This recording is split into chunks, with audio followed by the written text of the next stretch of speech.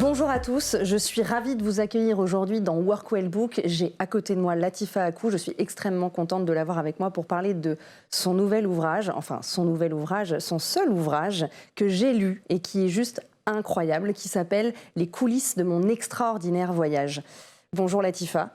Bonjour Claire. Alors bienvenue chez nous. Je rappelle, on peut se tutoyer ? Avec grand plaisir. Tu es directrice de l'environnement de travail et HSE, hygiène, sécurité, environnement du groupe biopharmaceutique mondial Ipsen. Je suis ravie d'être avec toi aujourd'hui pour parler de ton ouvrage « Les coulisses de mon extraordinaire voyage, des services généraux aux environnements de travail » sorti aux éditions Charles Foster. Je l'ai lu, c'est vrai, je l'ai lu, j'ai pris le temps de le lire et je peux dire qu'il se lit très facilement. L'écriture, elle est fluide et tu nous emmènes avec beaucoup de passion et d'émotion dans ton expérience professionnelle en tant que citoyenne du monde. Comme tu le dis si bien, d'ailleurs, à la fin du livre, grâce à ce témoignage très sincère, on plonge vraiment sans tabou dans les différents métiers de l'environnement de travail et on comprend qu'ils sont nombreux. On se pose même après coup la question peut-être d'une reconversion. Je me suis posé la question en tout cas. Bon, en bref, tu nous donnes envie de faire ce métier. Est-ce que c'était là ton premier objectif en écrivant ce livre ? Ça me fait très plaisir d'entendre cette phrase parce que c'est effectivement, il est destiné aux personnes de l'environnement de travail, des environnements de travail, mais aussi au grand public. Et j'ai voulu faire connaître ces métiers des environnements de travail peu connus, invisibles, justement au grand public. Donc quand tu me dis que ça donne envie, ça me fait très très plaisir que ce soit ta perception. Est-ce que tu avais surtout envie de donner la possibilité à la nouvelle génération, aux jeunes d'aujourd'hui, d'accéder aussi à ce métier qui est peu connu ? Oui, bien évidemment, même s'il y a une formation aujourd'hui dans les universités, notamment l'université Gustave Eiffel, dans laquelle j'étais marraine pendant mon mandat de présidente de l'IDE pendant une année. C'est l'objectif, c'est aussi de transmettre aux étudiants, mais aussi à tous ceux qui souhaitent, qui ne connaissent pas cette profession, de la découvrir. Alors, dis-nous, quelles sont les qualités d'un bon responsable ou directeur environnement de travail ? Il y en a plusieurs. Alors, la rigueur, l'empathie, s'occuper des autres, ça on va dire, c'est des qualités du cœur, mais aussi être exemplaire, parce qu'on donne l'exemple aux autres. C'est avoir aussi du leadership vis-à-vis de ses équipes, mais aussi vis-à-vis de l'entreprise. Et puis, savoir anticiper. Anticiper même ce qui n'est pas anticipable, c'est-à-dire les crises, puisque dès qu'il y a une crise, nous sommes là pour la régler ou les régler. Et justement, c'est pour moi, c'est pas simplement gérer le quotidien, c'est de voir beaucoup plus loin et anticiper. Dans ton livre, tu décris un personnage haut en couleur qui s'appelle Joe. On a tous un Joe dans l'entreprise, mais de toute façon, si vous lisez ce livre, vous allez vite comprendre. Ce livre, du coup, dans ce livre, tu expliques que ce Joe, il nous permet de se dépasser et de se challenger. C'est le conseil que tu donnerais à tous les responsables et directeurs en environnement de travail qui nous écoutent. C'est ça, tu nous donnerais ce conseil-là, de se dépasser, de se challenger. À tous les métiers. Je crois qu'on a tous besoin de se dépasser, mais on a besoin aussi de montrer, de communiquer, de bien communiquer sur nos réalisations et de savoir bien le faire. Pour convaincre, il faut être convaincu. Et pour faire passer les messages, il faut bien communiquer. Et donc, ce que je raconte dans ce passage de Joe, avec les busy ratios, c'est montrer qu'on sait se benchmarker, qu'on sait montrer qu'on a la capacité d'aller au-delà de ce qui nous est demandé, c'est avoir des indicateurs pour pouvoir expliquer son budget et pouvoir défendre son budget et dire voilà, comment on peut faire des économies ou ne pas en faire, parce que parfois on ne peut pas en faire, mais pouvoir justifier de façon rationnelle et de façon documentée pourquoi nous ne pouvons pas faire ceci ou cela, mais aussi quelle est notre capacité. Et ça, c'est une vraie valeur ajoutée pour le métier des environnements de travail, mais pour tous les métiers. Pour recontextualiser, c'est qui ce Joe ? Ce Joe, c'est un directeur financier américain qui est dans le groupe Omnicom DDB. Il était tellement impressionnant que ça a paniqué dans tout le monde. Avant son arrivée, vous étiez apparemment dans l'équipe paniquée. Toi, tu avais extrêmement bien justement travaillé ton sujet et ta présentation. Et c'est ça, en fait, que tu veux montrer et que tu veux expliquer. C'est travailler son sujet, montrer des chiffres, être très rigoureux, finalement. Oui, tout à fait. Joe, on est vers 2009. C'est la période des subprimes. Donc, les groupes de communication cherchent à faire des économies, à réduire ce qu'on appelle les frais généraux. Donc, les frais généraux, on les trouve dans les services supports. Et la structure la plus importante, c'est la France. C'est une des grosses filiales du groupe. Et Joe vient rencontrer tous les directeurs des services supports, notamment.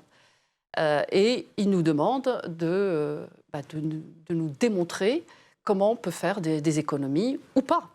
Donc il est très attentif. On a 1 heure pour présenter son budget de façon précise, de façon concise, mais aussi de façon argumentée.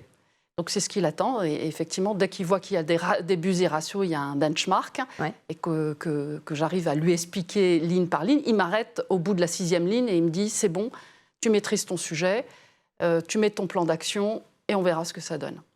Parfait. Et je n'ai pas revu Joe pendant 3 ans sur les budgets. Tu as dû être très fière de toi. Très fière. Alors, page 162, tu dis « Dans le même élan, j'en profite pour publier un éditorial intitulé « Le 21e siècle est né en 2020. Engageons-nous », où je réalise une analyse de la situation et où j'invite les directeurs de l'environnement de travail à valoriser leur rôle dans les entreprises. Comment s'est passé cet après-Covid dans vos métiers ? Alors, ça a été une période extrêmement intéressante. Et ça a été à l'image de l'idiome chinois, qui est cet idiome qui signifie à la fois contrainte et opportunité. Ça a été une contrainte pour l'humanité, c'est-à-dire qu'on s'est tous retrouvés confinés à ne pas savoir comment faire. Et face à ça, nos métiers des environnements de travail ont été en première ou en seconde ligne.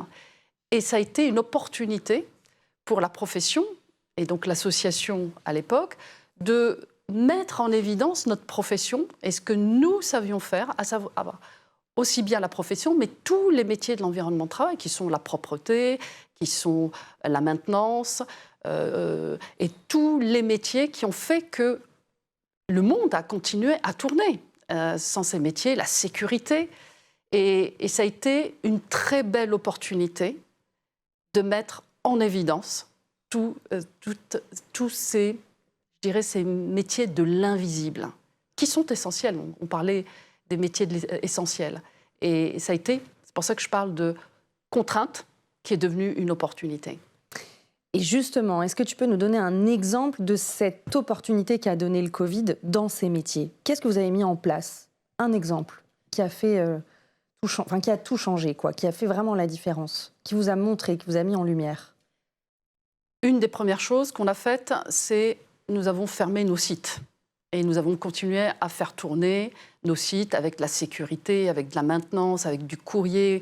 On a fait continuer à faire en sorte que nos collaborateurs dans nos entreprises puissent avoir une activité dite normale. Alors bien évidemment, c'est un travail de co-construction avec les autres services supports, que ce soit les RH, que ce soit les équipes IT, informatiques, avec la communication, des services sur les cellules de crise. On a fait vraiment un travail formidable. On a dû aussi fournir des masques, du gel hydroalcoolique très, très rapidement pour protéger nos salariés, mais aussi les salariés de nos prestataires. Et puis, nous avons dû aussi mettre du lien aussi avec nos collaborateurs, mais aussi avec l'ensemble de la profession. Un soutien psychologique. Un soutien psychologique. Et aussi, ça a été la période où la solidarité a été extrêmement importante parce qu'on s'est retrouvés avec des prestataires il y avait du personnel qui ne pouvait pas travailler parce que les sites étaient fermés. Et donc là, ça nous a donné l'opportunité de montrer toute notre solidarité au sein de nos propres entreprises, mais aussi de montrer la générosité des directeurs et des équipes des environnements de travail qui ont aidé, qui ont participé à aider toutes ces entreprises prestataires qui font partie de la chaîne de valeur. De montrer avant tout que ces métiers, en tant que responsable, directeur environnement de travail, ce sont des métiers au contact de l'humain au quotidien. C'est des métiers, il faut être... Enfin, je ne sais pas comment expliquer ça, quoi. Ils sont là pour servir les collaborateurs, ouais. Ils sont là pour faire tourner l'entreprise. Et sans eux, on ne peut pas continuer. Donc, il était important que pour une entreprise de propreté qui ne pouvait pas travailler, on puisse continuer en tant que groupe. Et le groupe Ipsen a beaucoup participé. Nous avons payé les salaires de tous les collaborateurs de nos prestataires. Parce que l'objectif, c'est que nos prestataires, les collaborateurs de nos prestataires, puissent continuer à vivre normalement et qu'on puisse les retrouver au moment de la réouverture des bâtiments. Et donc, c'était pareil pour tous les services, comme le service les prestataires de restauration. Et bien évidemment, il n'y avait pas qu'Ipsen, il y avait d'autres groupes. Mais Ipsen a énormément fait pour les prestataires avec lesquels nous travaillons au quotidien. Tu consacres un chapitre sur ta visite cette année du musée de l'histoire de l'immigration, qui se trouve dans le 12e arrondissement de Paris. Celui-là même où ta famille s'est installée en arrivant du Maroc. Quel parallèle tu fais avec les métiers des environnements de travail ? Alors, le parallèle que je fais, c'est que je parle de l'immigration, de ma propre immigration et celle de mes parents.